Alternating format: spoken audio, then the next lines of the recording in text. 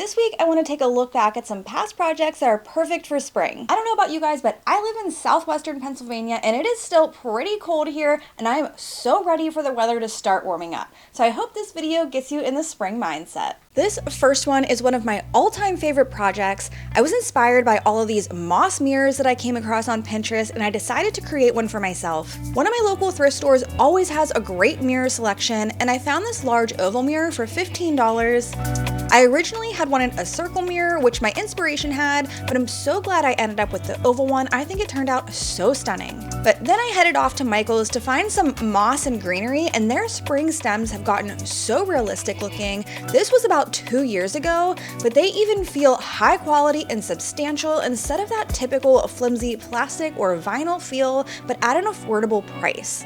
I personally love real plants in my home, and the Tradescantia or Wandering Jew is one of my favorite plants.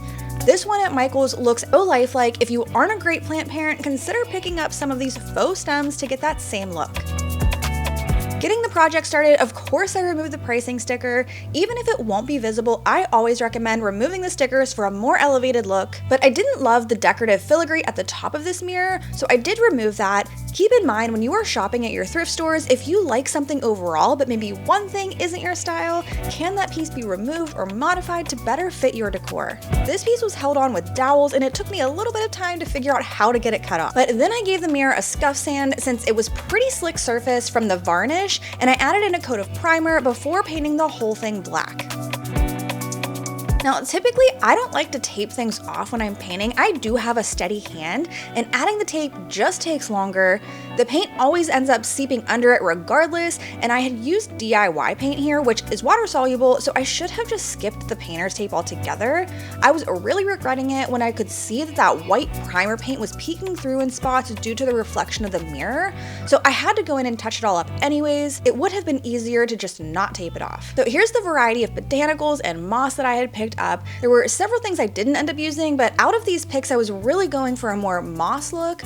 I did want to include a variety of additional greenery options as well. This type of project looks best when you have depth and dimension, so to achieve that, you want that variety both within the moss types and colors as well with the botanical stems. Now, there are so many designs you could do here. I only wanted one side of the mirror covered, and I wanted it to taper off at the top and bottom, creating a crescent shape. I just used hot glue to attach the botanicals to the mirror. This will give me the quickest hold, but also allow for flexibility if I ever decide to change it up in the future. But spoiler alert, I made this project 2 years ago, and it is still one of my favorite DIYs that survived moving to a new home, and I have it hanging in my upstairs hallway.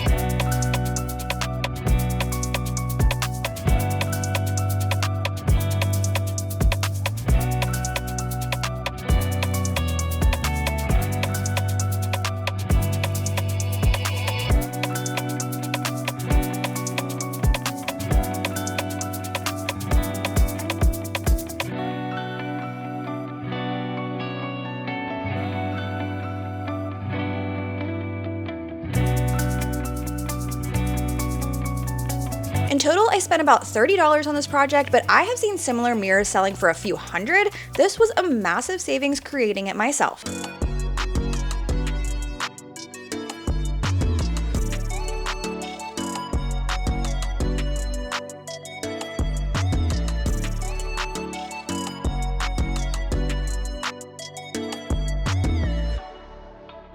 I found these corbels while thrifting, and I thought they would make a coal shelf or a plant stand, so I came across some corbel shelf inspiration images that were out of my price range, and I knew I could recreate something similar for a whole lot less. So they were pretty dirty, and I always recommend cleaning or disinfecting anything secondhand that you bring home.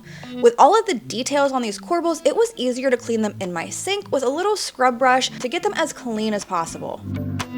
Paint color is always such a personal preference. You could absolutely leave these corbels white as they are and make this project even simpler, but I wanted to add a little pop of color and decided to paint them green. I wanted a slightly different shade of green that I didn't have in my paint collection, so I decided to mix something up, but this green ended up being a little bit too dark and leaned a little bit more dark teal or emerald and not quite what I wanted. But I painted both corbels, that way whenever I did remix a new color, they would still match.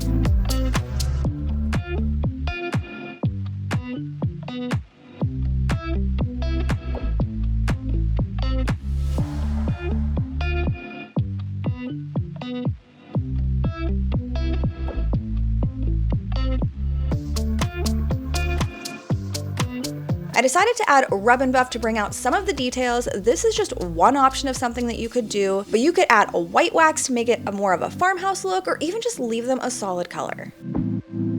Originally, I had added too much rub and buff on the first one. I wanted it to be pretty subtle, more like the one on the right side, so this is an easy fix. I just took that green paint and I dry brushed over the gold to tone it down. Now, to turn it into a shelf, I just grabbed a piece of scrapwood from my garage. This one I had painted white previously, and it could have worked, but I did want a wood stain look instead, so I had sanded that paint off. I also like to round the edges when sanding wood boards like this, that way if anyone bumps into it, it is a much softer edge. For the stain, I ended up doing this twice because I have two different brands of early American stain and I couldn't remember which one was the one that I preferred. Of course, I chose the wrong one at first, which was the Varathane. This one is just much lighter than the Minwax version and I like a more saturated stain look, but not a big deal. I just went over the Varathane with the Minwax. Now, there's a little nook at the top of the stairs that is perfect for a decor moment. That scrap piece of wood fit perfectly right here to add the corbel shelf. And there just so happened to be two anchored screws already in the wall from when we moved in, and they were in the exact spot I needed them. I did add in a corner bracket for the shelf to sit on, and then the corbels will fit on the existing screws.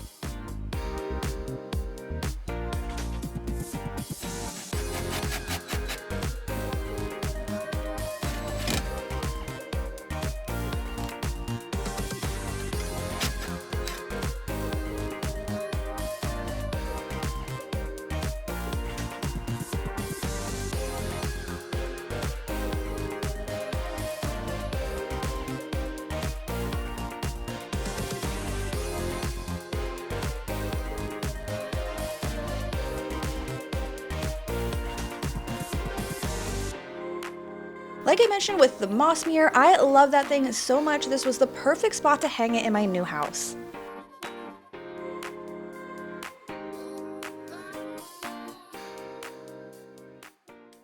I don't really get to go to the Goodwill bins often, and my location doesn't typically have a lot of home decor, but I did find this cute little table at the bins for less than $3. However, it was super wobbly, and I had a great idea to turn an old drawer into a planter. I really only need the legs from this table, and it was falling apart anyways, so I didn't really feel too bad ripping it apart.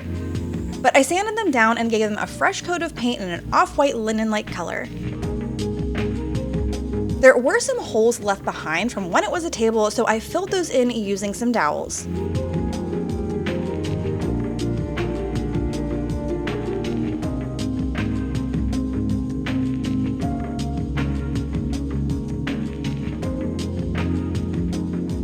Next, I had this old drawer that we had ripped out of the basement in our old house when it flooded. I had salvaged what I could to transfer it into something new, and this drawer had great bones. I just wanted it to face in the opposite direction, so I removed the existing drawer face. I saw some cute drawer planters on Pinterest, which was where I had got the idea from, but I must say mine turned out 100 times better, in my opinion. I used some pull wrap to cover the sides of the drawer. This stuff comes in so handy for so many different projects. I have used it as cabinet detail in my last house for the front door closet I installed, and then in my new house on the whiskey lounge cabinets. I've also used it on smaller DIY projects like a circle shelf, and like I'm showing you here. You can find pull wrap at hardware stores, and it is super easy to cut. If you are cutting between the slats, you can simply use a box cutter or utility knife. And to cut the length, of course you could use a miter saw, but a miter box works just as well.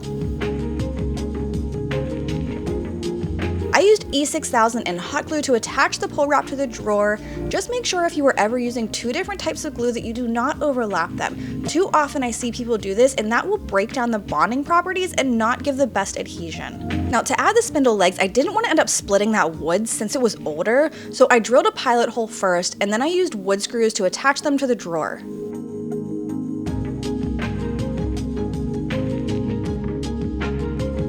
I only put the pull wrap on 3 of the sides, and like I said, I wanted the long side to be the front, and I wanted to add a new drawer face. So I had this cabinet also that was taken out of my basement, but it was a little bit too large and needs to be cut down. But I wanted to keep the detail in the center, so the best way to achieve that while getting a straight cut was to use my table saw.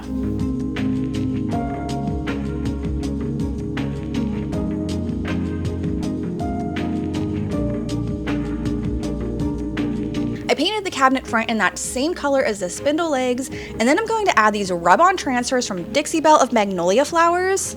It was easiest to do this before adding the drawer face onto the rest of the drawer so that it was still flat. I cut out the flowers and the leaves that I wanted to use, and I positioned them where I wanted before rubbing them on.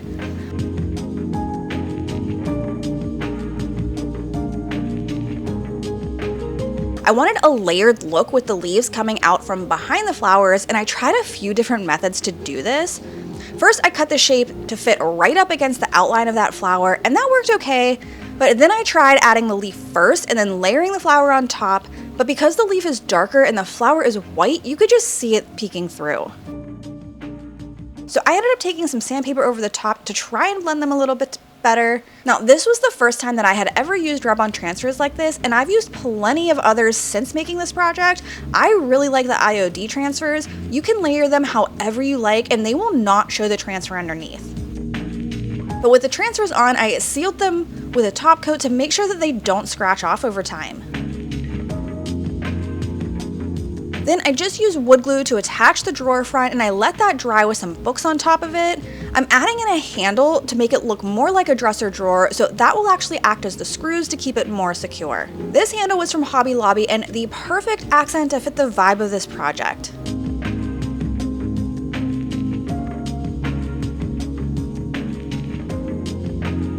I added in these large furniture tacks to the corners to complete the look, and I thought I was done there, but it looked like it was just missing something. You certainly could leave it as is. It looks beautiful, but I wanted to add in a shelf. I know I filled in those holes at the beginning, and the shelf would have been a little bit too low if I had used those. So I added in some new holes a little bit further up, and I added a dowel for the shelf to rest on top of.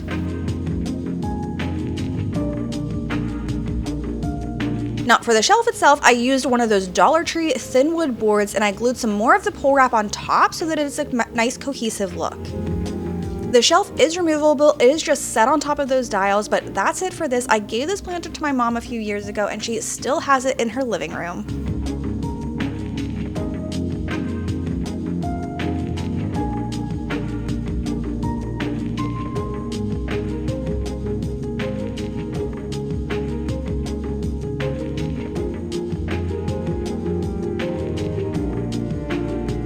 For this project, I'm using one of these construction cement forms that was left over from the plaster table that I made a while back.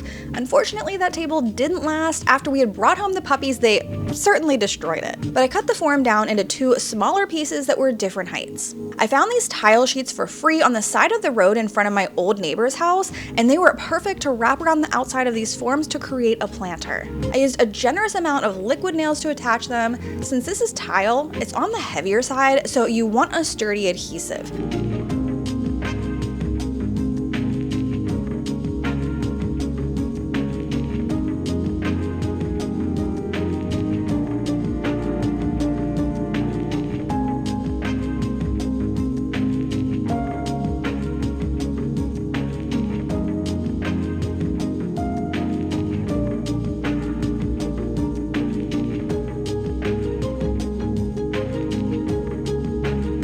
Sheets was enough to cover each of the planters, but there is still a small gap, which I just used as the back instead of trying to get out my tile saw and cut down a narrow row.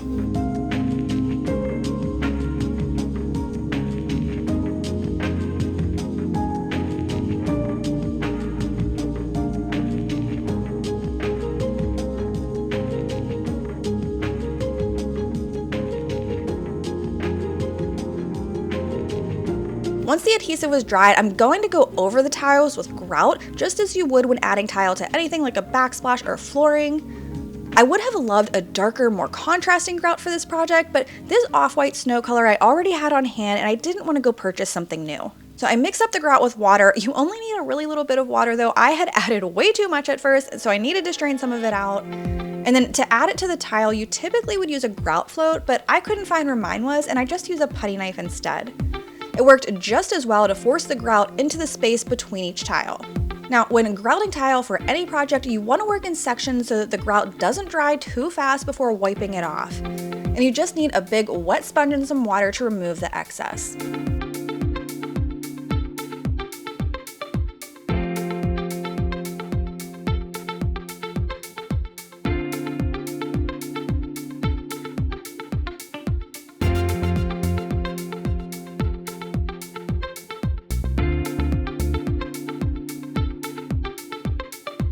I filled in that larger gap with the grout and, like I said, used this as the back of the planter and you can't even tell.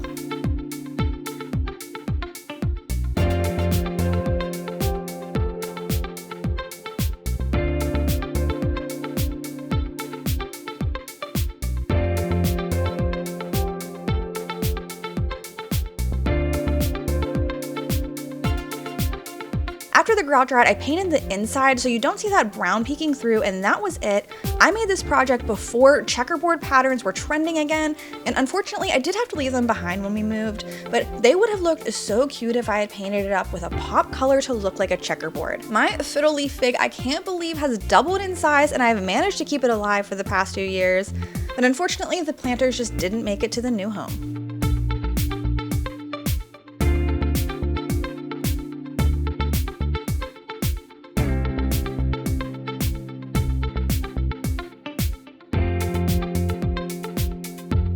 Dollar Tree started selling resin supplies about a year or so ago, and I had worked with resin a little bit during my kitchen renovation at the old house, but I had never worked with it on a smaller scale project and I wanted to test it out. I will say I liked how it worked from the projects that I made. For a while I had gone down a resin tray rabbit hole on YouTube and on Pinterest, and I wanted to make one for myself. I believe I bought this small trinket tray silicone mold at Michael's, and I had some dry pressed flowers in my craft stash that were perfect for this project. When I use resin, I like to mix in part B first. This is the hardener and it is also thicker in consistency. So from the research that I have done on resin projects, this gives you a more accurate measurement and ratio, which needs to be just right when working with resin. If you have too much hardener, it will cure too quickly and it could end up getting too hot and altering the outcome of your project, or not enough hardener and the project will never cure and just stay tacky. I also love using these silicone measuring cups and stir sticks to minimize any waste.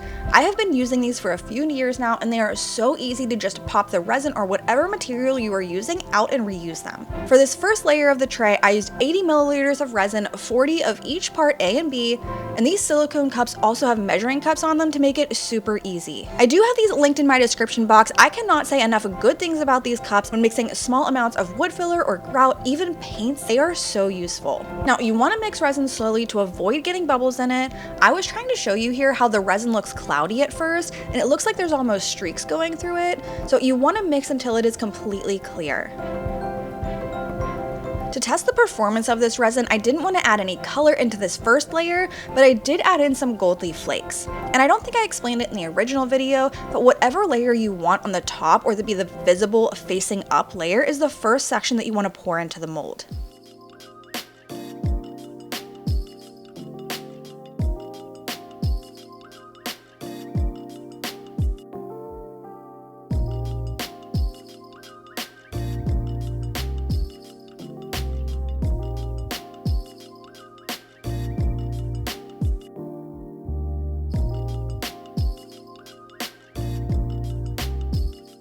Next, while the resin is still wet, I'm adding in these pressed flowers. Now, they do tend to want to float to the surface, and I kept pushing them back down. Resin will continue to move while it's curing, so things tend to shift around a little bit from where it was originally placed. I've learned that with this mold, everything likes to kind of drift towards the center, so I kept going back and fixing it periodically. You also want to pay attention to where these gold leaf flakes are if you're doing something like this. I didn't think about that. Some of the larger flakes were right underneath of my flowers. I I had added in this black glass filler from Dollar Tree to this layer, but you really don't end up seeing it in the end. Before I let this layer cure, I took a torch to pop any bubbles, and you want to move quickly here and probably should have done this before adding in the flowers since you can see I did kind of burn one. The next day I mixed up 40 more milliliters of resin and I added in some black mica powder to color it. There are several ways to color resin. You can use mica powder like I did here, you could use spray paint, you can also use alcohol inks or pigments. There are tons of options. Depending on the amount you add, you may have a little more sheer color look or add in more for an opaque look. I wanted it to be a little bit darker and added in more mica powder. I poured the resin into the mold and I spread it out evenly and then torched it again to pop any bubbles and let it cure for another night.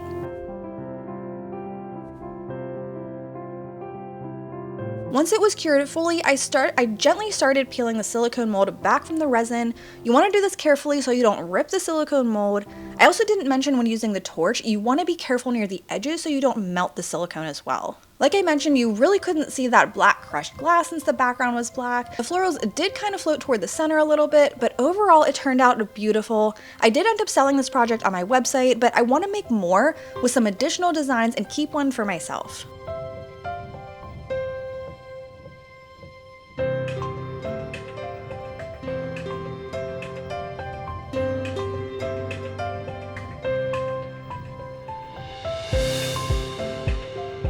Several years ago, I had painted and added this stencil to a little footstool, but it really wasn't my style anymore, so I made it over again. I had wanted to add a chippy paint look using milk paint to the base of this stool, so I painted some sections of green over the black, but also had the black showing through quite a bit as well.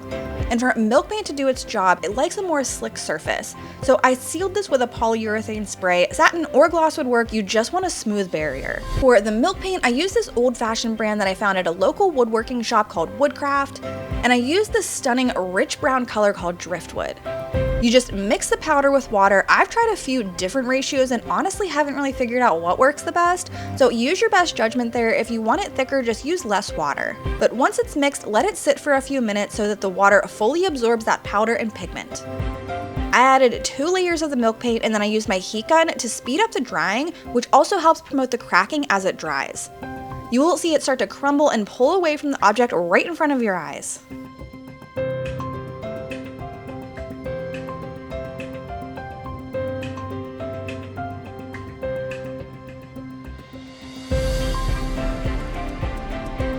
I then used a scraper to knock off any of the highly cracked areas and then sandpaper to smooth it all out. I really like the look of the multiple layers of paint here and actually want to try something like this again, but maybe add the milk paint over one more layer of paint and then add another color and do that again, adding another layer of milk paint on top. I feel like that would give an even more authentic chippy paint look. If you don't want the paint to continue aging over time and chipping, you could seal it up, but I left mine as is.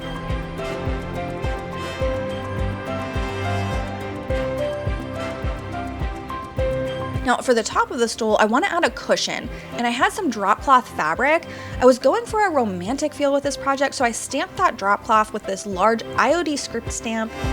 I wanted it to look like one continuous paragraph, and I didn't really care if you could actually read and it made sense or not, so there ended up being some gaps between where I placed the first and the second stamp, and I just filled those in with the smaller words that were throughout the stamp.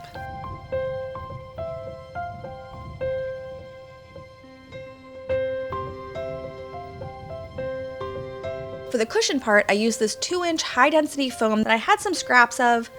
I should have glued it down to the stool to avoid any movement, but I didn't end up doing that. I simply stapled the fabric down in place, and I was careful to make sure that the script was straight.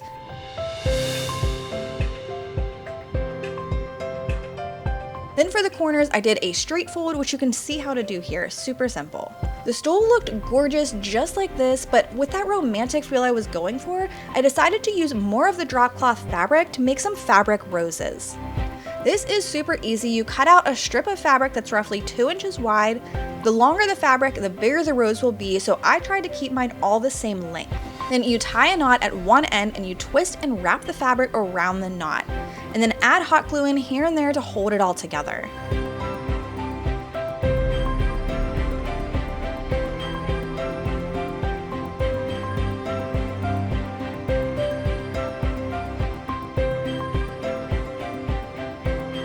hot glued the roses all around the bottom edge of the fabric, and that was it. This stool turned out so cute. I loved it so much, but I did end up selling it on my site.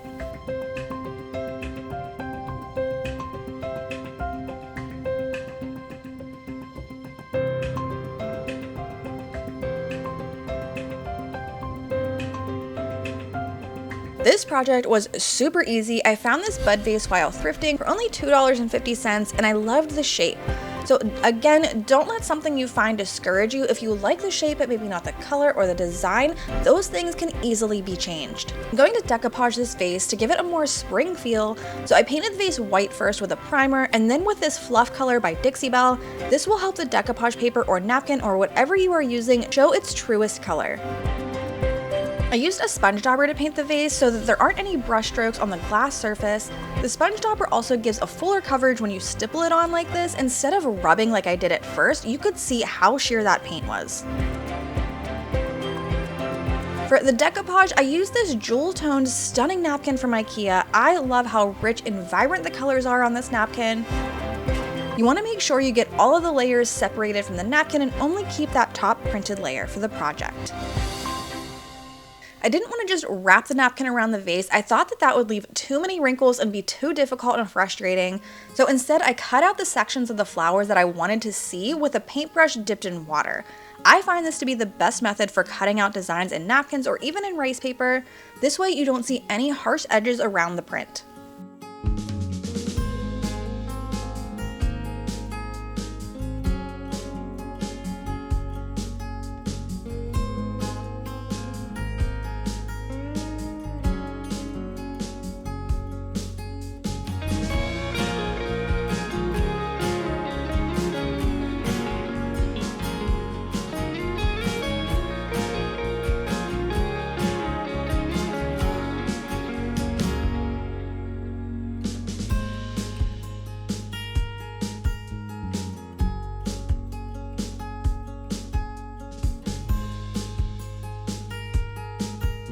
To apply the napkin, I'm using liquid patina by Dixie Belle, but Mod Podge works just as well.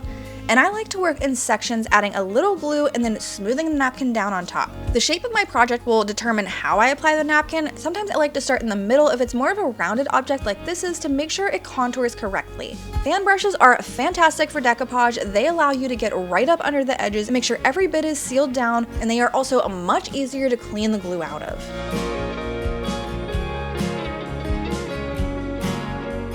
I also like to use a sponge to absorb any excess glue. Just make sure that you lightly dab it and don't rub because the napkin is super delicate and it will rip. I wasn't thinking the first time that I attempted this section, and I rubbed the sponge right over, ripping a big hole in the napkin, so I had to redo it. This was such a fun and easy DIY project to add that bright pop of color for spring.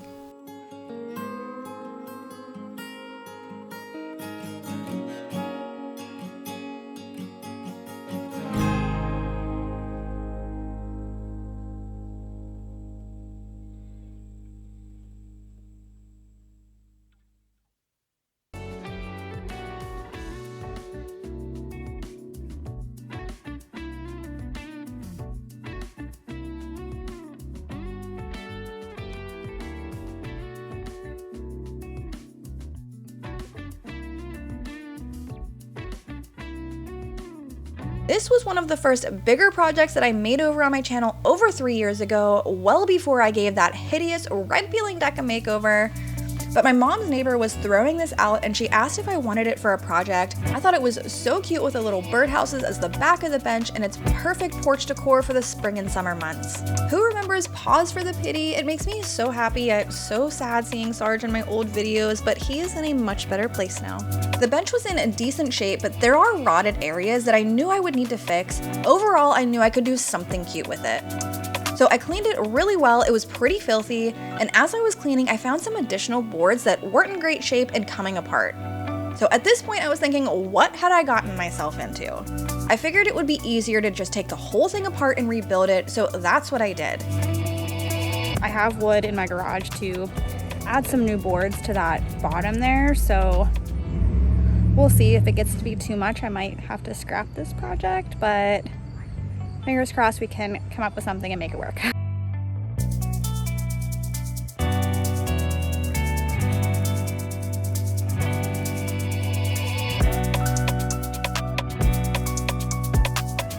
also made it much easier to sand down the boards and remove any chipping paint for a fresh start.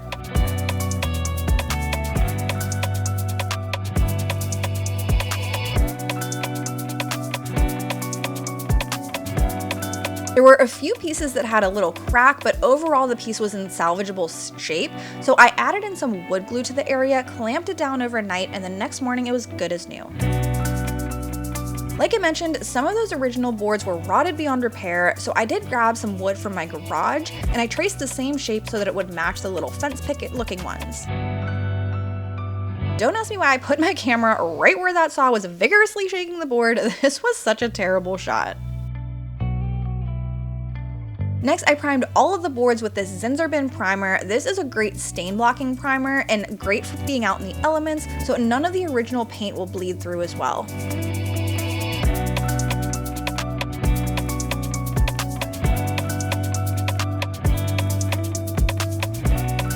Then for the paint, I used this mineral color, which is like a warm toned gray.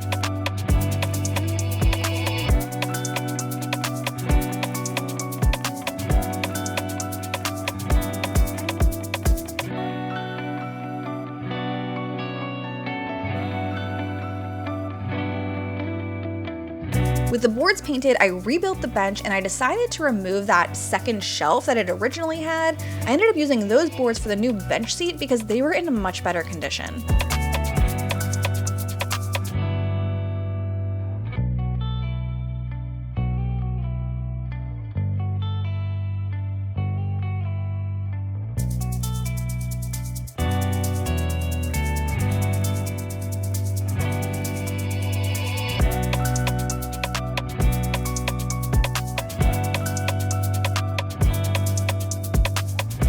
For the side of the bench where those little picket fence boards were, I ended up staggering them a little bit differently, so now all the bottoms were uneven and not level to sit on the ground. So I used my T-square to draw a line and I cut the boards down, but realized that they were pretty wobbly now. I should have glued them together as I was adding them, but I didn't really think about that at the time. Not a big deal. I added in some wood glue and I clamped the legs together. It looks like my wood filler was a little bit dried out here, but I used it anyways, fill in all of those little nail holes. Now, to give this little bench that spring vibe, I added in a bird stencil. I thought this was perfect to go with the birdhouse shape of the back, and using joint compound will give the stencil more of a three-dimensional look. I added paint to the joint compound to get it a little bit whiter, and then I also added in a splash of green paint, but didn't actually mix the paints together. I wanted the stencil to have that white and green blurred kind of look, so I gave it a little swirl and that was it, and then I used my palette knife to spread the joint compound thinly over the stencil.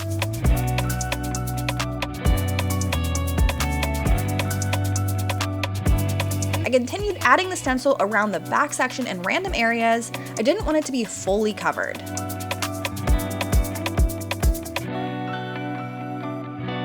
There was a section of the stencil that I didn't love. I had wanted this bird to be blue and stand out a little bit more from the rest of the stencil, but I had added way too much joint compound, and the great thing about this is I could easily wipe it away and redo it.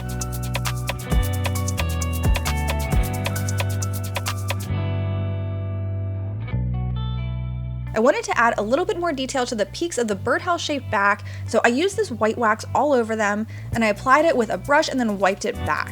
And you can see just how much that little detail elevated this project. I decided to add the white wax to the bench sides as well to tie it all together. Then I sealed the whole thing with this polyacrylic so it's ready for use. I did use a smaller paintbrush over the stencil portion so that the poly didn't build up in those details and make it look cloudy. I know this is a spring video, and at the time that I had made this, I decorated the bench for fall. I don't have this anymore. I did end up selling it on Facebook Marketplace, but I loved how it turned out and it really could be used all year long.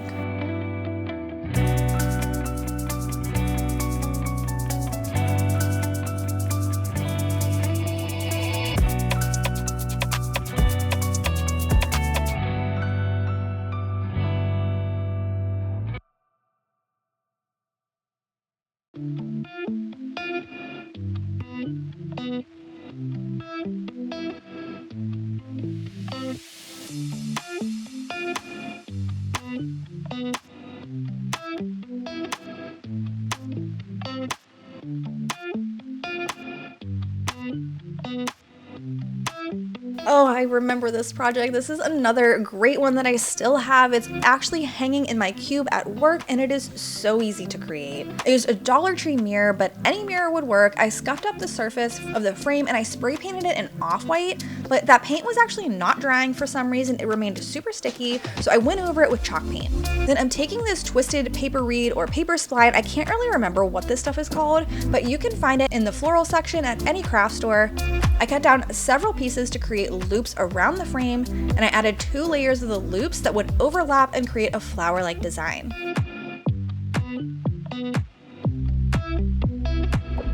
I just used hot glue to attach the reed, and it's still holding up great. I made this about over 2 years ago.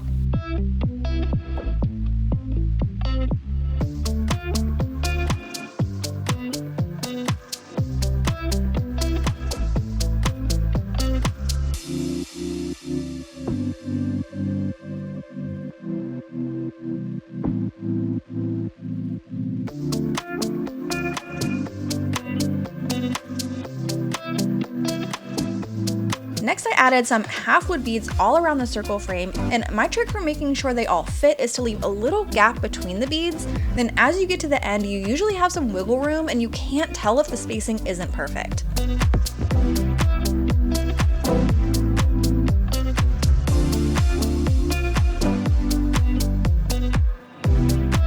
Now, when attaching the mirror back on, I had to glue it down with popsicle sticks because the spline was sticking out a little bit too far.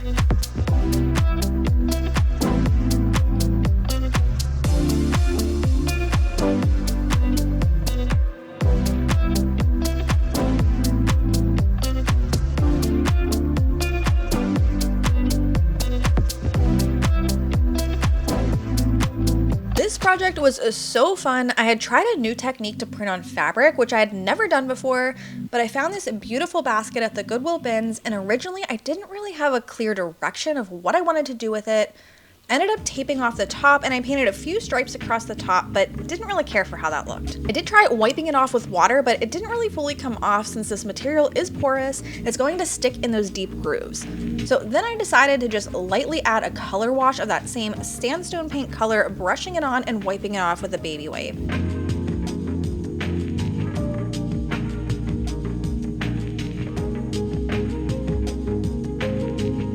Next is the fabric printing process. Like I said, this was the first time I've done this, and it turned out awesome. So I used a spray adhesive, and I sprayed one side of a sheet of computer paper. You want to make sure that the edges especially have a good coat of the adhesive on them, and then lay down the fabric you want to use on top. I'm using a canvas drop cloth. Make sure there are no wrinkles in the fabric and it's laying completely smooth, then cut out the fabric directly up against that paper. I did a rough cut at first with scissors and then went back in for more of a precise cut with my rotary cutter. Now it's ready to stick into the printer and print out your design. I found this bird graphic on Etsy, and unfortunately when I click the link from my original video, this print is no longer available, but there are tons of free printable sites you can find something from. I was worried that the fabric would be sticky after removing it, but I think since we had sprayed the paper and not the fabric, there was no residue left behind.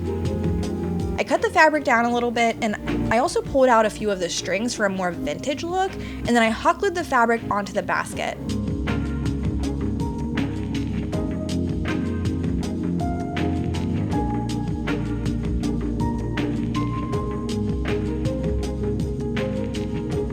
To add on to that vintage look, I covered it with a dark wax as well, including over top of the fabric.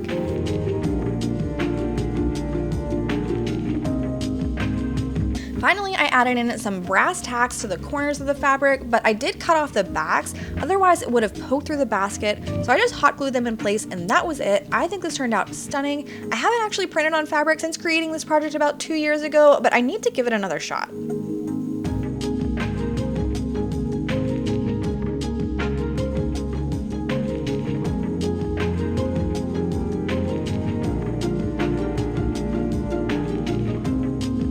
This is a Scrapwood project and another one that I still have. I love it so much. I think this was the first ever Scrapwood project I made on my channel 4 years ago. But I took various pieces of Scrapwood we had in the garage and I ripped them all down to be the same depth or the same thickness using my table saw. I have about 3 or 4 different types of wood here, and then I cut them all down to be varying lengths with no rhyme or reason.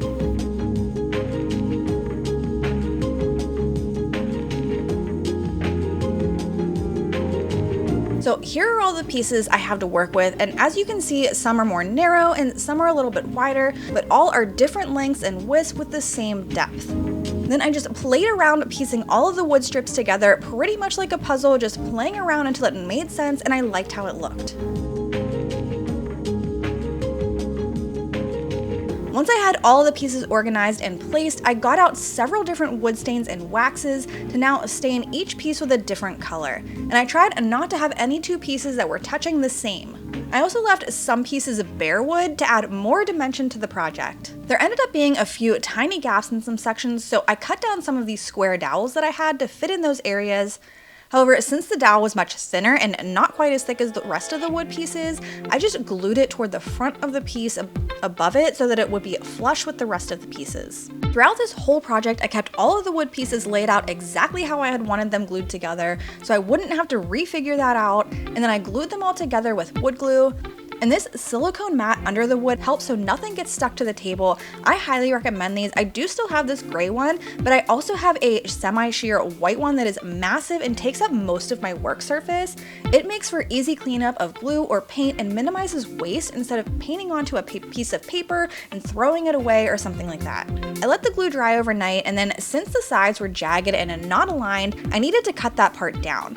I used my circular saw and I clamped the wood down so that it wouldn't move, but I was a complete amateur at woodworking and using power tools at this point, and the saw just kept on getting stuck on me. What I didn't realize at the time is that the guard for the blade just wasn't opening up and it was just hitting off of the wood and kept getting stuck. So the cut didn't end up coming out completely straight, and to cover up those wonky sides, I grabbed some more scrap to make a border on top of the wood pieces, and I painted those white and glued them down on top. But this was a happy accident, as it did make the project look a little bit more finished, like a framed piece of art.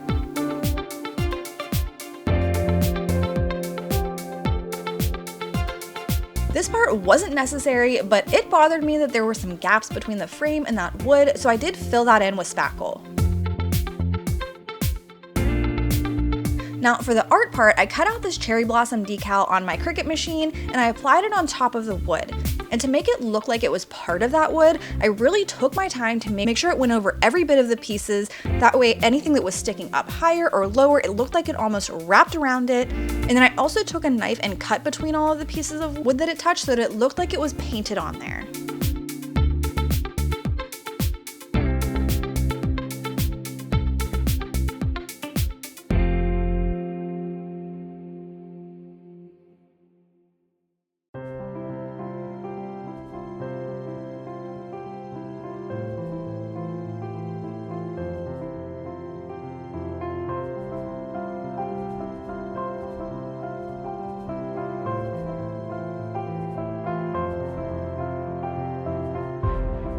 This was a really cool trash to treasure project. I'm using this empty panko breadcrumbs container and removed the label. Then I took a Walmart box, any box would work here, just opened it up to lay flat, and I cut it down into smaller sections that were easier to work with. Next I drew a line where the top of the container hits so I know how tall to make my design. I drew a wave-like line starting at the top and then curved and got a little bit larger and rounder at the bottom. I cut out this first piece to test it, and it was a little bit larger than what I had wanted. I'm making a curved fluted vase, and these cardboard pieces are going to wrap all the way around it, so I didn't want them too large. So I redrew the design, which turned out much better the second time, and then I used this as a template to cut out a bunch more, and I ended up cutting about 20 in total. Then I hot glued them all down around the container, first adding 2 on opposite sides and then 2 more in the middle of those. That way it would be spaced as evenly as I could get it, and then I filled in each section.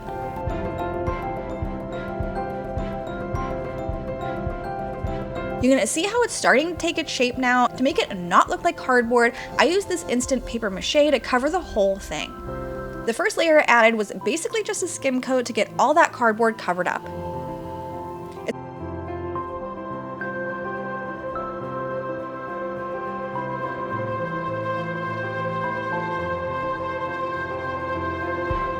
It's looking a little bit crazy at this point, but I let it dry overnight, and the next day I added a second layer, this time filling it in a little bit more, not completely, but kind of dipping down and then going back up, and I wet my finger to smooth it all out and then let it dry again overnight.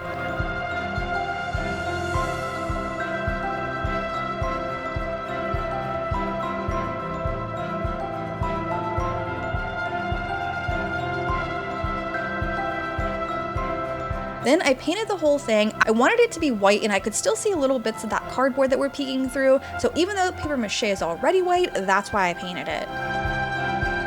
You could leave it just like this and style it up, but I decided to add in some gold leaf rub and buff to all of the raised edges.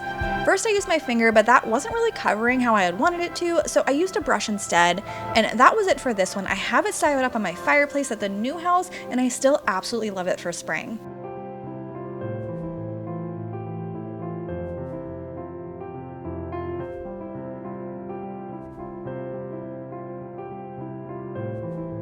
I had these 3 IKEA picture frames laying around for a while, and at the time I was seeing all kinds of botanical framed art all over my Pinterest feed, and I wanted to give it a try. So I cut down some foam core board that would fit right inside of these frames. Then I taped off a white border with masking tape, but I didn't put the whole width of the tape around it, I just wanted a smaller border. Next, I painted the foam core boards green and I gave them all 2 coats using a sponge dauber. I like the subtle texture that this adds over using just a paintbrush.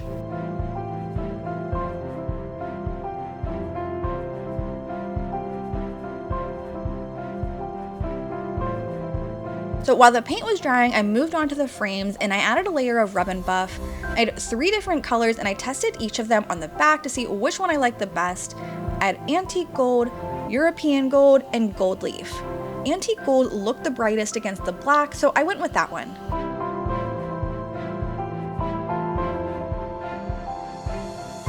You can apply rub and buff with your finger just using a glove, but this was a pretty large surface, so again, I used my makeup brush that I only use specifically for rub and buff. I find this brush helps it to spread further, but I didn't fully cover the frames. I wanted a little bit of that black still peeking through for an aged look. Next, I took the masking tape off and it was actually ripping up the edges of that foam core board a little bit. Of course, it is only paper, so I'm not surprised that it took off part of the top layer, but at first I was a little bit upset. And then when I took a step back, I realized actually I think this was a happy accident and it just added to the look I was going for. I did just have to touch up one little section where the paper ripped a little bit too far. But I cut out a few botanical designs on my Cricut and I weeded them out. You don't need a Cricut to get this look. You can also find old books with botanical art or find a free printable or even freehand paint something. I like to use clear contact paper as transfer tape for Cricut designs. I find it to be much less sticky and it doesn't rip off the paint of the background of my projects. But I added my 3 different designs to the foam core board and I stuck them back in the frames, and that was it for this one.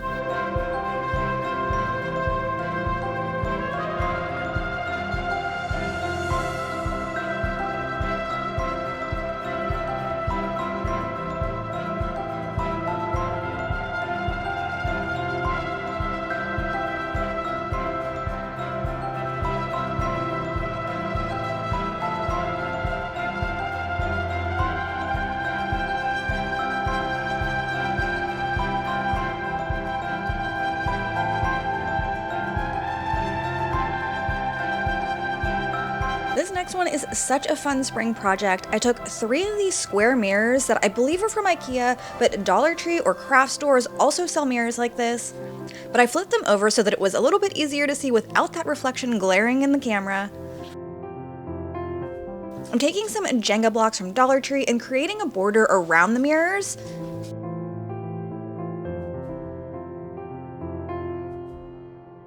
I also added 2 rows in the center to cover up where the mirrors will meet, and I ended up having to cut 2 of the blocks down there. I tried using miter shears to cut the block down, but I have no hand strength and the block actually got stuck on the blade. It took me a little while to get it off, so instead I used this mini table saw that I have to cut it down. This thing is actually a little bit scary.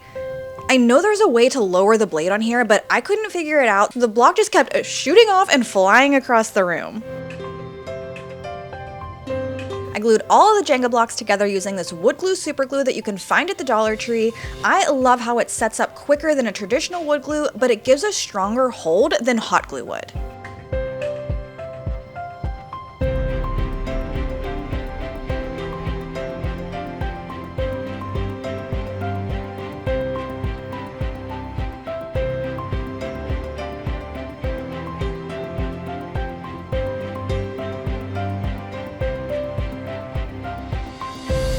Then to add the mirrors on top of the blocks, I did use E6000, and I wanted to add a design to the mirror themselves before adding those middle rows of blocks on. This time I'm using the IOD rub-on transfers, and you will see how much better they layer compared to the Dixie Belle ones that I used on that drawer planter box earlier. These transfers are just as easy to apply, and every book comes with a burnishing stick.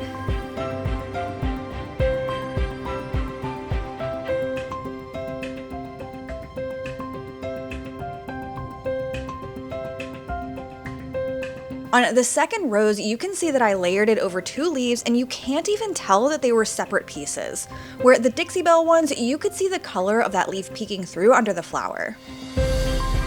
Next, I added the wood blocks onto the middle sections, and then I decided to paint the frame. It would have been easier to paint it before adding that mirror on, but I thought I was going to end up leaving it the solid wood color at first. I was just careful on the insides of the blocks not to get that paint on the mirror surface.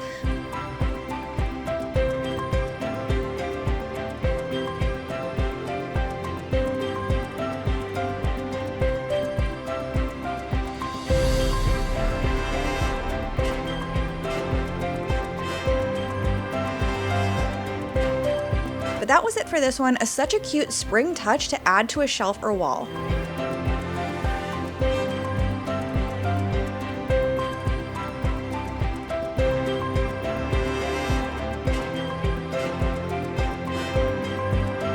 I picked up this magazine holder box from the Goodwill, and I'd had it sitting in my craft stash for years, just waiting for an idea to come to me, and finally I figured out what to do with it.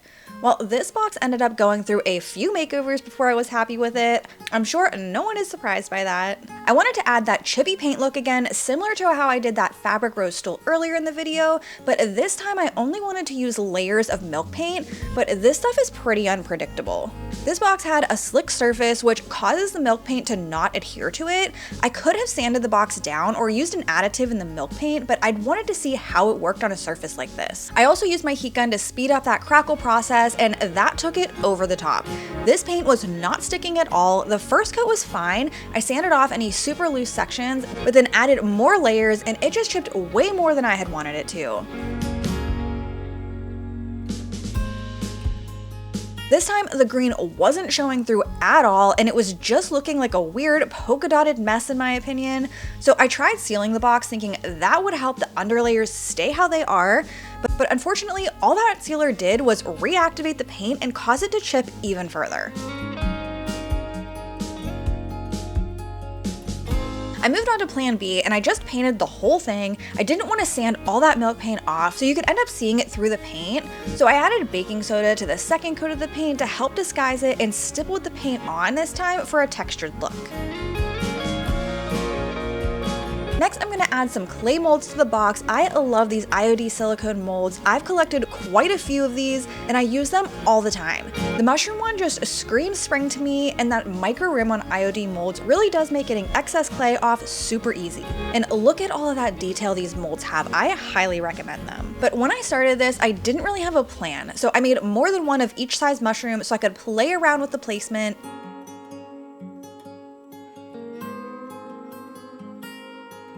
So while the clay was still wet, I figured out the placement of the mushrooms and I glued them down with my Titebond glue. Doing this while the clay is wet helps it to form perfectly to the object. If you let it dry first, it might not sit as nicely. Once the clay dried, I painted it with this color Lichen, which was a perfect mushroom color, and I painted the inside of the box with that same pop color.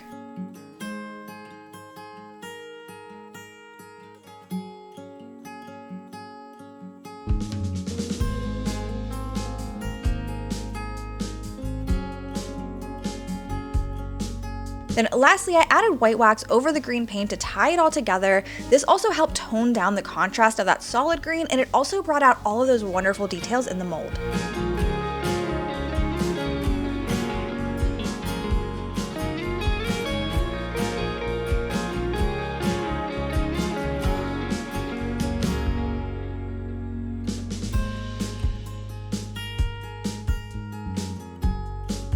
I love getting inspiration from high-end retailers, and I also love textures and unique designs. This vase I found from Lulu in Georgia fit all of that criteria and was the perfect project to take on and create it for less than the $124 price tag. Unfortunately, I couldn't find the right shape vase at my thrift stores, but I did find this one from Dollar Tree, so mine ends up being about half the size. I'm starting with the rings, and I usually always have various sizes of these wood rings on hand, so I grabbed 2 different sizes and I glued them together. For an instant and secure hold, I'm using my super glue and this spray accelerator, which dries the glue instantly so you can keep working. A lot of these items that I use and I talk about frequently are always listed in my description box. I'm not sure why I didn't use the super glue to attach the rings to the vase. I can't remember if I had tried that and it just didn't work, but I used E6000 here, which is a better glass adhesive anyways and will probably ensure that it holds up better than that super glue would have. But since it takes longer to dry, I did have to hold the rings in place with some tape overnight. Next, I need to add that scallop detail, and first I tried using some air dry clay, but that wasn't really the best option. It was taking way too long and the clay was just drying out on me and it was cracking, so I decided to use joint compound and a rounded palette knife instead. I did a similar technique on a pumpkin a few years back to achieve a weave-like pattern. That's one of my all-time favorite fall projects. So for the second row, I did use a slightly smaller palette knife so you could see that variation. I let the joint compound dry overnight, and then I used my Dremel with a sanding attachment to help smooth out the scallops. I did that on one side, but then I used a sanding sponge on the other side, and I actually preferred the sanding sponge, so don't feel like you ever need fancy tools for a project. It has taken me years to build up the collection that I have. So now to paint it, I had the perfect color to match the Lulu in Georgia inspiration with this terracotta paint in the color Pueblo. I painted the first coat on as normal, but then to get that pottery look on the second coat, I stippled on the paint, and this adds all of that wonderful texture.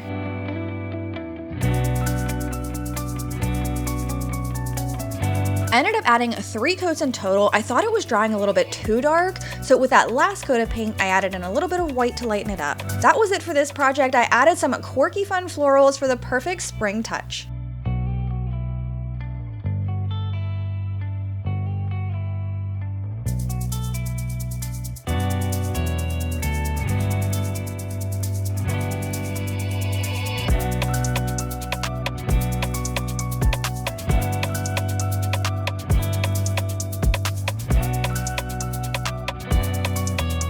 This is another Scrapwood project where I was trying to work through some of the wood that's always piling up in my garage. I'm using a 1x6 and a 2x12, and I'm cutting them down to be the same height as one of the books that I use for decor to make a book stack. These were super popular a few years ago, but I still think it's a great decor item to add to your home. I cut the boards down to have 4 faux books, but I believe I only ended up using 3 of them.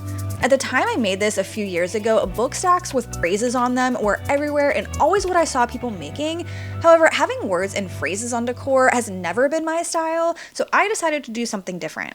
I used another silicone mold and air dry clay. This mold was a basic one from Amazon and doesn't have that micro room like the IOD molds do that I used earlier, but it's called Regal Trimmings from Redesigned by Prima. You can find it on Amazon, but it's also linked in my description box. You can see here that I use a palette knife to remove any excess clay from molds that don't have that micro rim on them. Again, while the clay was wet, I had glued it down to that faux book binding using that wood glue super glue. And I put 3 different designs on each of the books and let it dry. The power is out again at my house. This is the 3rd time in 2 weeks that my power has gone out, and it has been out for hours. It is currently 4:20. It's been out since about 1:30. So it's been out for 3 hours. It's supposed to come back on between 5 and 6. I can't wait any longer. I did do some errands and left the house for a little bit, but I need to get these projects done. So I'm in my living room. At least there's like a couple of big windows in here.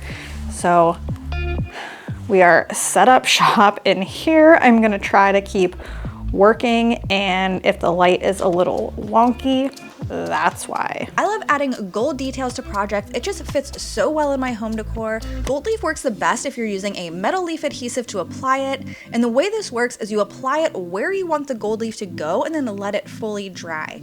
It becomes tacky once it's dry, so then you can apply the gold leaf and it will stick only to those areas where the glue was added. It's a little hard to tell where the glue was applied, especially once it's dried. You can kind of see here that it does look shiny.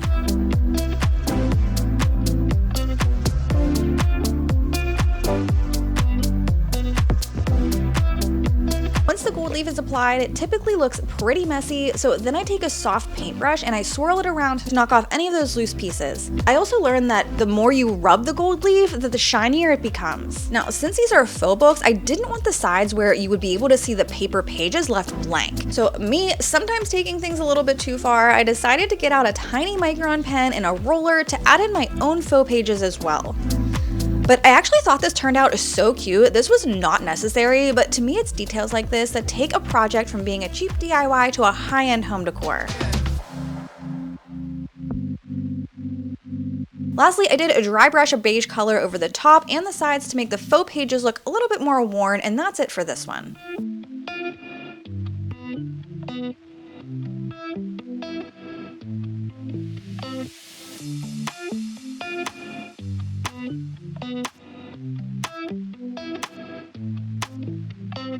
This is another high-end dupe, and this time it's from McGee & Co. I love adding little risers and pedestals to my decor to give vignettes some dimension, and I love the look of this one with the round feet. I found this giant wood bead garland thrifting, and for the top part, I'm going to cut down a scrap piece of wood that I already had. I wanted to attempt creating my own wood circle. I had seen people create jigsaw jigs to help cut out a circle, and I figured I'd give it a shot. It really wasn't too difficult, but of course there were always some hiccups. I took the blade out of the saw to see where it would line up to cut my holes. I did end up switching to a thinner Dollar Tree board here in a second. So I drilled a 1/2-inch hole for where my saw blade is going to go through, and then I added pilot holes at 10.5 and 11 inches. But I forgot that you want to make the pilot holes only half the diameter of the circle that you want, so I changed this later to be 5 inches. That will make a 10-inch circle. Now, to attach the jigsaw to the board, I just added some double-sided tape on the feet to place it onto the board. You could screw it down as well, but I just didn't have the right screws to do that.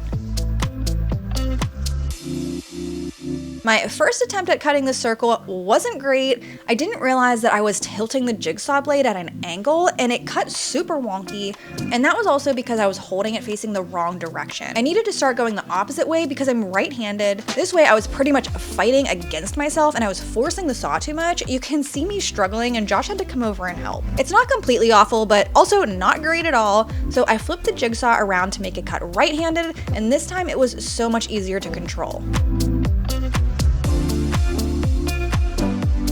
This one turned out much better. I sanded it all down and rounded over the edges so it looked a little smoother and more like a store-bought wood round. Next, I stained the circle with Early American. Now for the feet, I cut the garland apart, and then I realized that not all of the beads were the same size, and in fact, no two were the same size at all. So I did have to play around with it a bit until I found 4 that would work well enough for what I needed and not have a wobble on that table. I thought about cutting a small portion off of the bottom of them, but I couldn't figure out how to do that safely and just left them as is.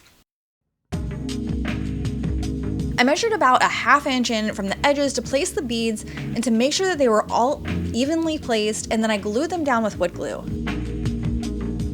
I wasn't loving how this looked with the 4 feet, and I went back to my inspo pic from McGee & Co, and I realized that they had 5 feet on there, so off camera I did add in a 5th one, and this looks much better. I had this listed on my site for a while, but then my mom asked if she could buy it, and I just gave it to her as a gift.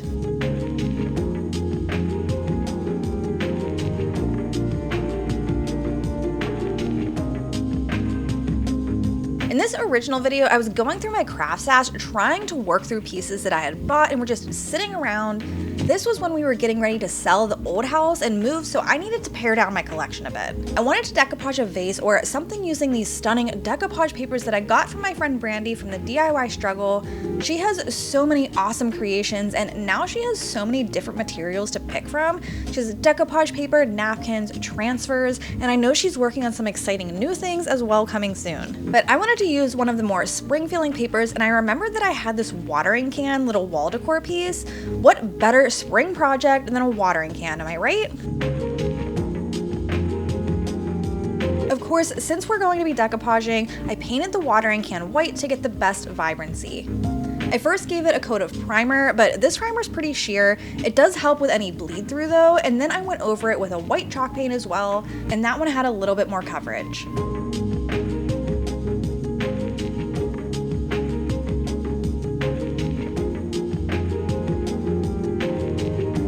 to the napkin that I used earlier, I'm going to cut out the parts of the design that I want to use with my paintbrush and water. And then I'm using liquid patina to add the paper onto the watering can.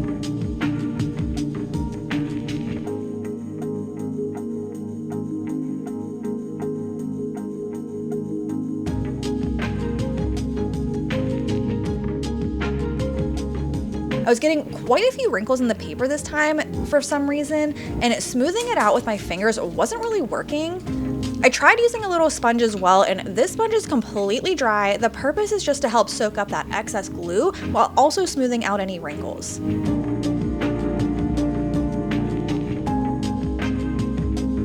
Liquid patina does dry pretty quickly. I only had to wait about 20 minutes, and then I sanded the bottom edge to remove that excess paper. Here comes another silicone mold. I told you guys I love these molds, and there are so many fun projects you can make with them. I wanted some additional detail added to the watering can, so I created these olive branches with the clay, and then I glued them onto the watering can. I placed this first one right on the edge of where the decoupage paper ended to cover up that seam and discoloration. I also added in a mushroom from that same mold that I used earlier and more filigree on the handle.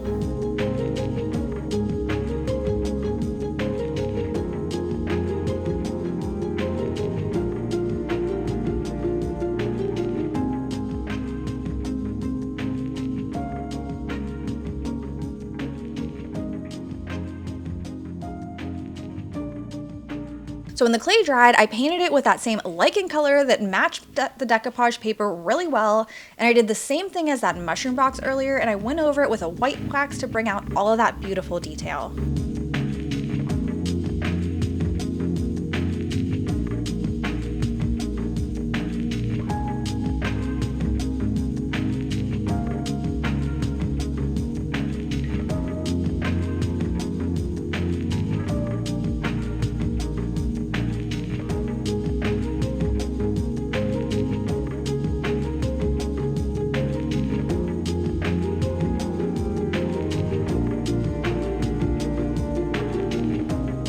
There was a time that I was looking for new craft mediums to work with, and I came across the stained glass aisle at Hobby Lobby. They also had this huge gallery glass section, which you can use to create faux stained glass art. I'm actually dying to create a real stained glass art piece. Someday I will do that. I have bought all of the supplies to do it. I just need to actually figure it out. But for this project, we're sticking with the faux version. I picked up a plexiglass circle blank to use the gallery glass on, and then I found a free printable online of a stained glass bird. I've been really into birds in my spring decor for the past few years. So I taped the plexiglass blank down to the paper so nothing would move around while I worked, and then I used the gallery glass leading to trace over the image. I thought there were a few too many lines in this bird, so that's the great thing about DIY, you can modify things to your liking. One thing I learned while working with this is you want the faux lead line to look thick and three-dimensional on the surface. You don't want them to be flat, so you don't want to hold the nozzle of the tube directly onto the surface. Instead, you want to hold your hand slightly above and hovering over the lines that you're tracing. So wherever your hand goes, that lead line will follow, and this also helps the lead lines to come out straight and less shaky looking.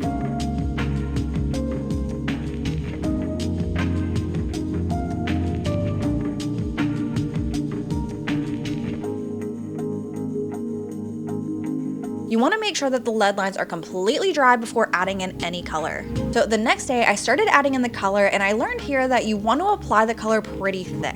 I did not add enough at first, and then I had to go back and add more. You don't want to see any of that plexiglass through the paint. Also keep in mind that the color will dry much later than it goes on. I tried to make sure that my black lead lines stayed crisp and stood out, so I stopped the color right before the lines, and then I used a toothpick to spread it out.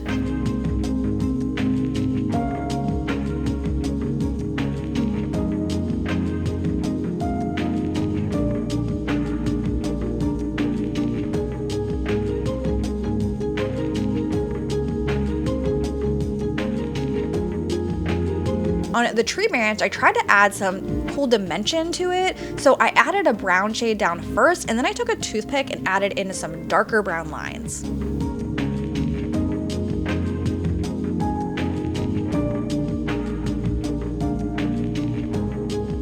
Now, I didn't want only the bird to look like stained glass, I also wanted that background to look like it as well. So I used this crystal clear gallery glass and I added it to all of that background behind the bird. And this time I used swirling motions to give that texture and movement to it. Just keep in mind that your swirls are going in the same direction all the way around the piece so that it looks nice and cohesive.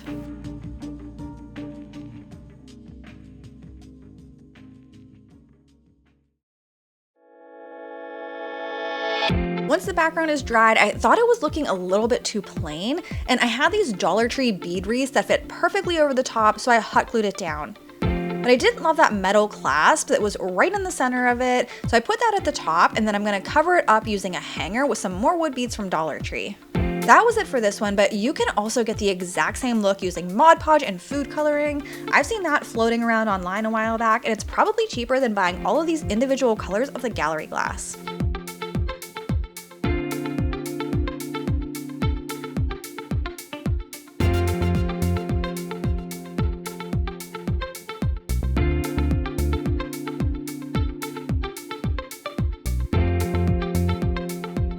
I found this oval mirror thrifting and I love the frame on it. For this project, I didn't want to use the mirror, so I did remove it and then I painted the frame a beige color. That gold was just super cheap looking in my opinion, but I actually wanted the beige to be an undercolor, so I sprayed a sealer over top of it and then I painted the frame again in this black. I ended up distressing it a bit and I wanted that base color to show through. I used a baby wipe to distress since these DIY paints are water soluble. You could use sandpaper, but that might have taken off a little bit more paint than I had wanted, and you likely would have not seen that beige underneath.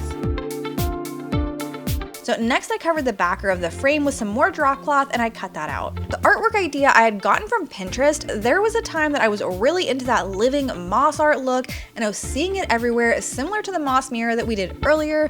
So I wanted to make a tree that felt organic and three-dimensional, like it was really living inside of that frame.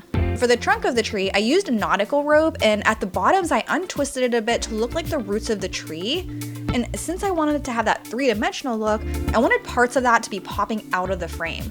So I hot glued down the bottom and then I spread out the top so that the rope looked like branches. For the green leaves of the tree, I'm using two different types of moss here. I actually wish I had an additional color looking back at it, but it still turned out super cute. This particular moss I got from Hobby Lobby because I liked how it was already clumped in little balls, which made it less messy to work with and easier to glue down.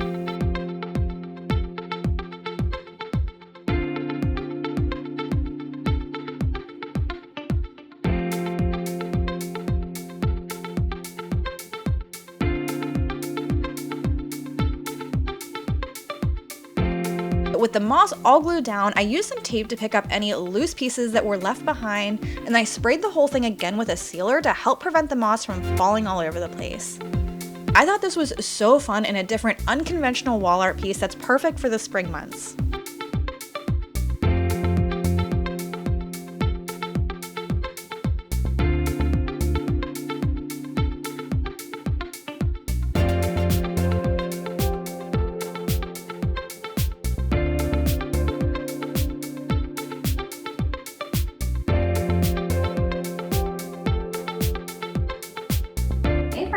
Today it's time to play What's in the Box?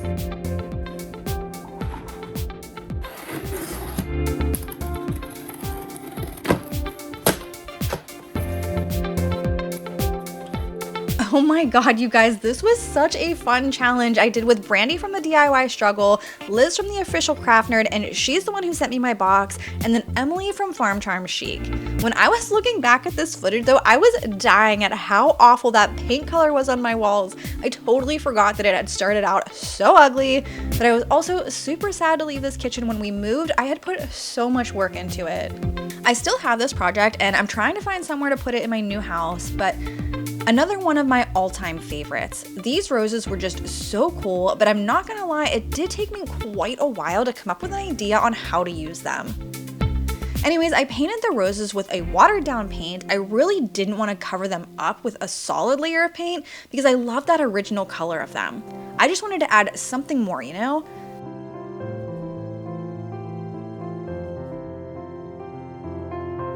but I still thought it was looking a little bit flat with the white, so I took a gray color and a detail brush and I went into all of the grooves. Looking back on this though, if I were to redo it here, I would have wet distressed the edges, pull back in more of that brown undercolor. I painted the leaves green, and this time I did not water the paint down, but I did wet distress it to bring back some of that clay color.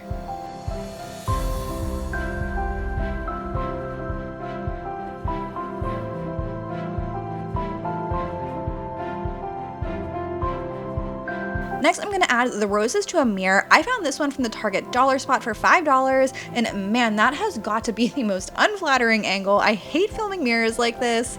But anyways, I placed all of the roses on one side and I glued them down with E6000.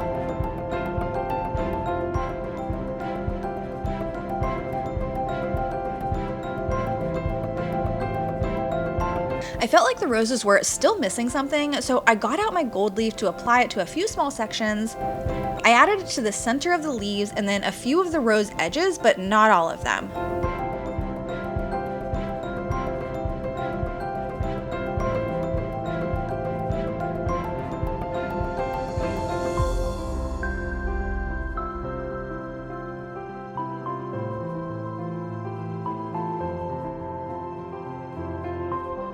Like I did with the book stacks, I dusted off any of that loose gold leaf flake.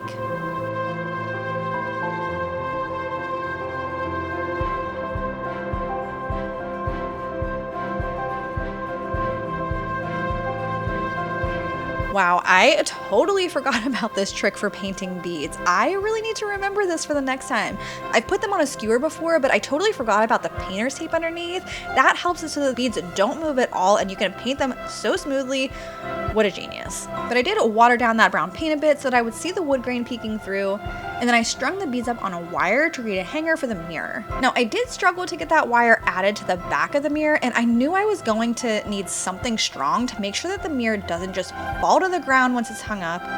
I tried hot gluing it first just to stick it down quickly, but that did absolutely nothing and it just popped right off. I ended up doing this off camera, and I used a lot of E6000 along with masking tape to hold the wire down and on top of that glue while it was still wet. When I hung it up at my old house, I did add some command strips to the back of the mirror as well, just for some added security because I wasn't 100% confident that the wood beads would hold up on their own. I love this piece so much. This is proof that you can come up with some pretty creative things when you're pushed out of your comfort zone or have a challenge like this where you didn't necessarily get to pick the items yourself, but have to come up with a way to use them. This was so much fun. I would love to do something like it again.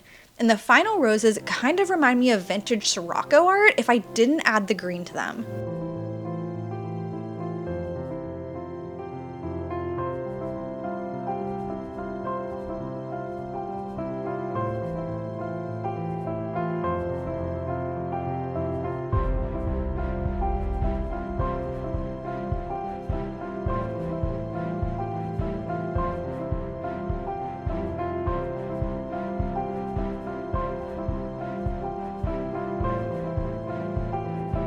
This is another high-end dupe from Lulu in Georgia. This was such an easy project and it really could be left out all year long. I love the look of these marble risers, but they were stupid expensive at almost $700. No thank you. I ended up using some toilet paper rolls for mine, but that did make the legs of the riser pretty flimsy, so I would suggest something a little bit more sturdy, maybe like a pole noodle or a thick wooden dowel instead. I also used this wood circle from Dollar Tree Plus and faux marble contact paper. This is such an easy project. I cut down the contact paper to make sure it would fit around the toilet paper cardboard. I did leave some overhang on the rolls so I could tuck it inside and cover all of the edges.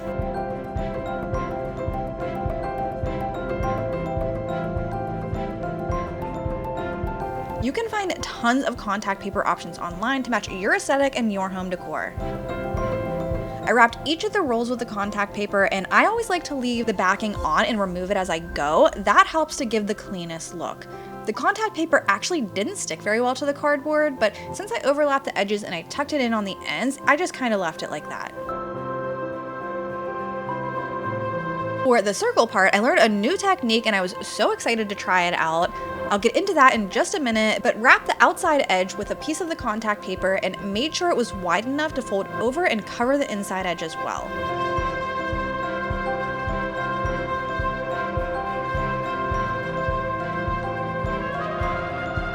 So here's the fun part that I learned. I can't believe I didn't know this sooner than like a year ago. But I took my heat gun and I ran it over the contact paper, which makes it so much more malleable and conform to whatever project that you're working on. This was so helpful on a rounded surface to avoid wrinkles and that frustration of applying it and then peeling it off and then doing over and over again. You do want to be careful though not to apply too much heat. The heat stretches the contact paper out and could end up ripping it. My heat gun is also pretty powerful and hot, where I think a crafting heat gun might be a little more manageable. Look at how clean this marble paper looks over the top of the wood circle. I love it. Before I covered the inside of the wood, I used a box cutter to remove the excess paper so it wouldn't be all wrinkled up underneath.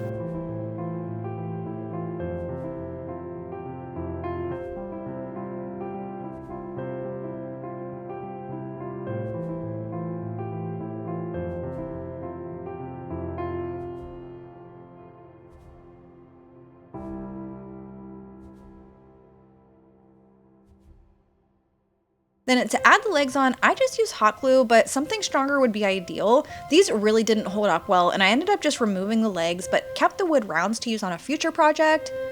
And since the inspiration had 2 risers, I made a second one and cut the legs a little bit shorter.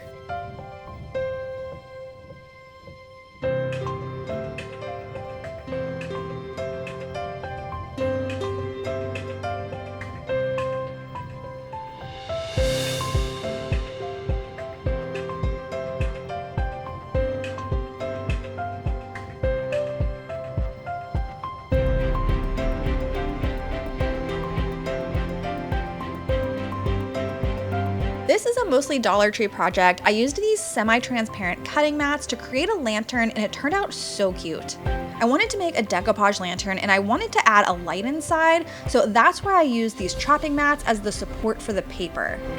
At the time I made this, the blue and white china or floral trend hadn't really taken off yet, but now this is pretty trendy. Look at me being ahead of the curve. I did have to cut down the mat a bit since the paper wasn't quite as tall, and then I cut it in half so that I would have 4 sides for my lantern using the 2 chopping mats. I wiped them off really well so that no dust or dirt would show through once I added that decoupage paper on. I did use my liquid patina again for this project, but actually this is one where Mod Podge would have been better. Mod Podge is thicker and this was a thick rice paper, which didn't really want to stick down to the edges.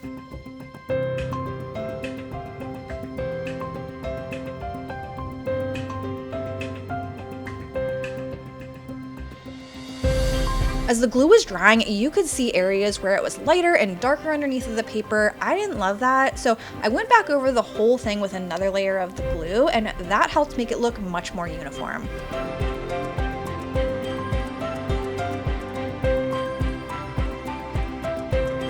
As I sanded off the edges of the paper this time, I would really see how much it was lifting off of that plastic chopping mat, and again I had to add more glue to get it to stick back down. For a frame around the paper, I glued Jenga blocks together and I made 4 rectangles.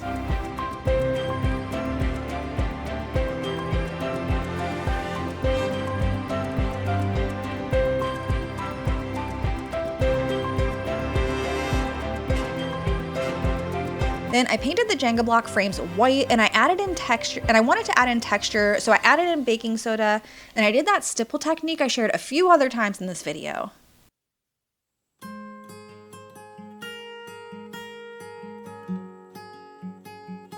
Next, I hot glued those decoupage chopping mats to the Jenga block frames, and then I glued all 4 sides together to create the lantern. You do want to make sure to hot glue down the side of the mat that feels like the plastic and not paper. That way it has that sheen on the outside.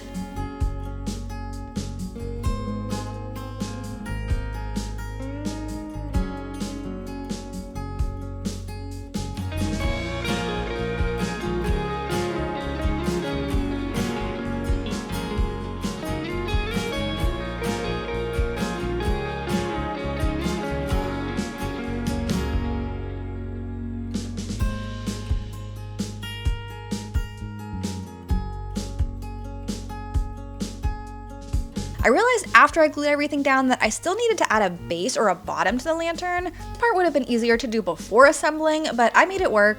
I glued a bunch of Jenga blocks together to create a square. It was a little hard to fit the square in, and it did have some gaps on the sides, but you really aren't going to see this part, so it wasn't a big deal to me. I added a few little feet on as well, and that was it. This turned out so much cuter than I originally had envisioned, and those blue and white florals are so on trend for this spring.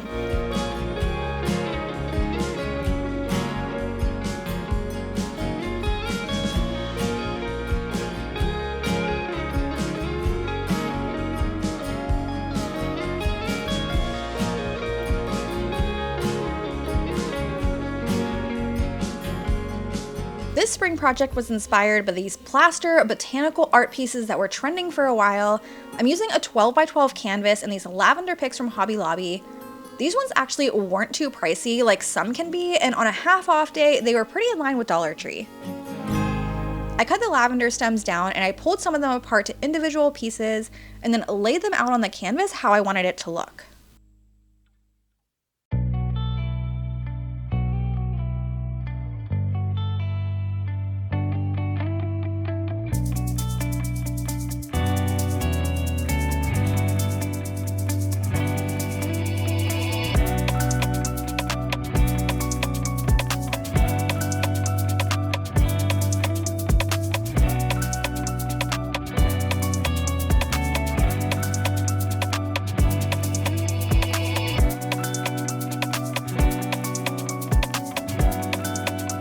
Then I glued them in place with super glue. I didn't want to see any glue under the florals, so I just used the smallest amount possible.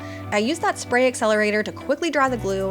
I didn't glue down every little piece though, just enough so that they would stay in place. And then I also added a few additional leaves to the bottom. I had wanted to use plaster on this to get that same look of my inspiration, but I've used plaster in the past and it's not that easy to work with, especially on something like this. I thought it would have turned out lumpy and bumpy and looked like a total mess. So instead, to get that same look, but much easier, I just spray painted it with several coats until you could no longer see any of that color peeking through.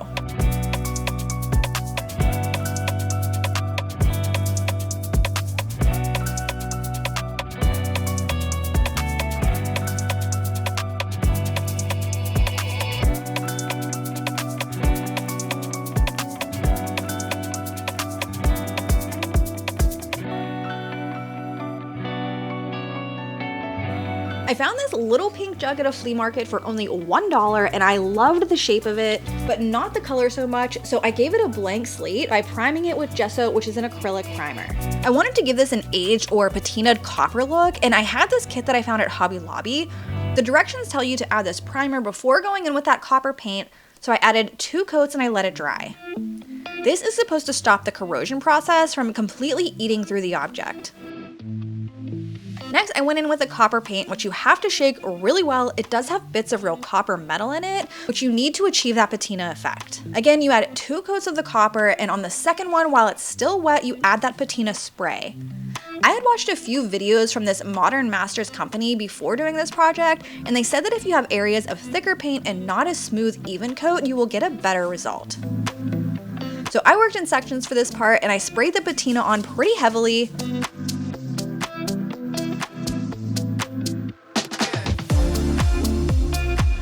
You can see it already starting to work. You can also add another coat of that patina spray after about 5 minutes to add more patina to the effect. Here's how it's looking. I love how the top turned out, but I didn't really care for the areas that looked like drip marks. I also thought some of the top maybe had too much of that green patina, so I went back over it with a copper paint and a sponge, and then added more patina in some areas that looked too bare. I love this little jug, but I did end up selling it.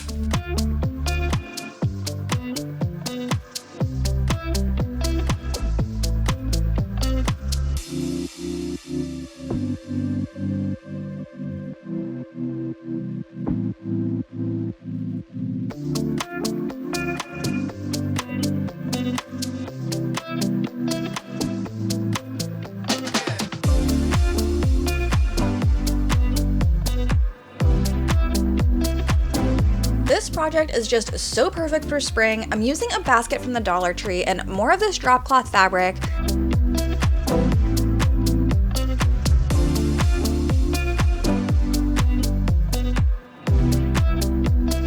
I added 2 layers to help cover up that raised detail of the basket and also made the fabric tall enough to cover the handles. I ended up painting the basket later because you could see that bright pink inside too, but this would have been an easier step to do before adding that fabric on. This was actually an Anthropologie dupe from a few years ago, and that version looked like the inside rim was also lined with the fabric, so that's why I cut the second layer even wider to fold it over onto the inside. I still wanted there to be handles, but more of a rectangular shape than the oval of that original basket. So I cut a hole where the plastic handle was, and then I drew a rectangle shape to cut it out that way. And then I folded the fabric onto the inside and glued it down. Next, I'm adding these little daisies all around the outside using macrame cord. I wasn't really sure the best way to make the daisy parts, and I'm still not sure of a better way that I could have done it, but I cut down a few macrame strands to about 3 inches and then I unraveled it. And I separated the macrame into 2 groups. Then to add them on, I used yellow cotton twine, adding that first group facing horizontally and the second group vertically.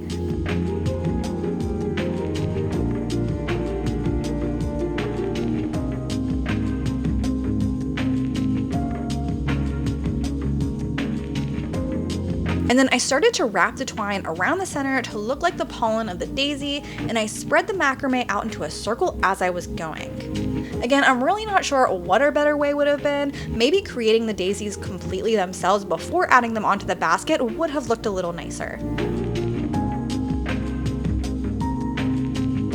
With the daisy sewn on, I cut down the macrame in a circle shape to further make it look like a flower, and I added these all around the basket.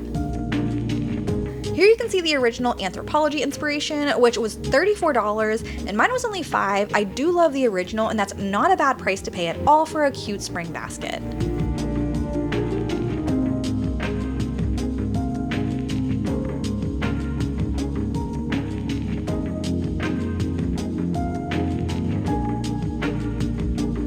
I found this small shadow box from Goodwill for less than $3. I removed that backer and I'm not going to use the glass at all, so I set that aside. And then I painted the frame white.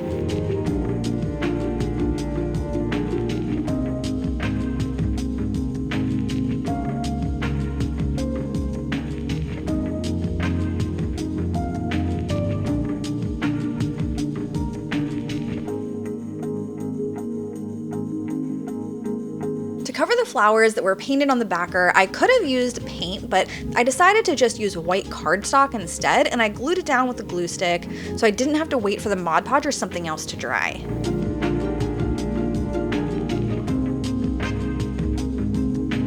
Next, I added some Jenga blocks to the back and side of the frame. I wanted the backer to sit a little bit higher than where it was originally. Next, I took these solo wood flowers that were undyed and I played around with their placement, adding in some larger, some smaller, and some medium sizes for a nice variety.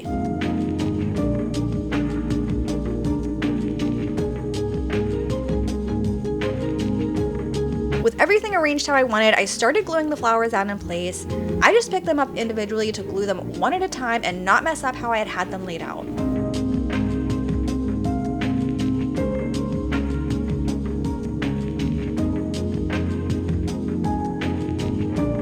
Then I did add some glue to that sawtooth hanger. I just wanted to make sure that it wasn't going to pop out and it felt kind of loose. I added 2 hangers so this could be hung up vertically or horizontally. I had it hanging on my gallery at the old house for a while, but haven't found somewhere for it to live yet in my new home. I do love the overall neutral look, so this could stay out all year long.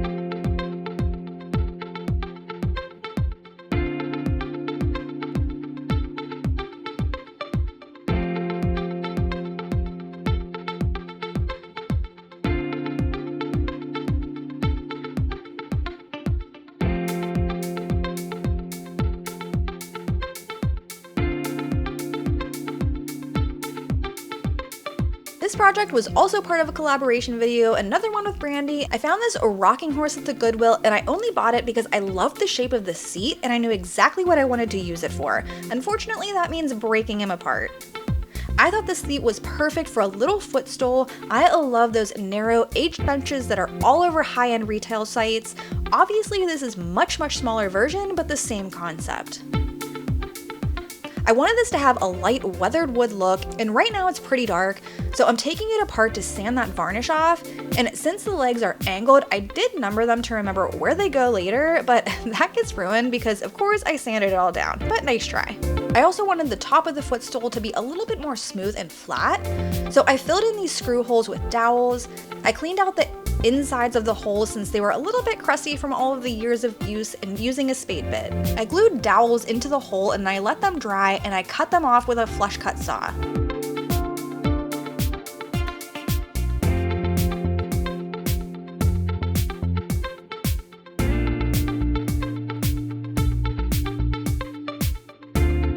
Now I can finally sand down all of the parts. I was testing bleaching wood for the first time on this project to get that aged and weathered look. I don't think the bleach would have done much with that varnish still on top.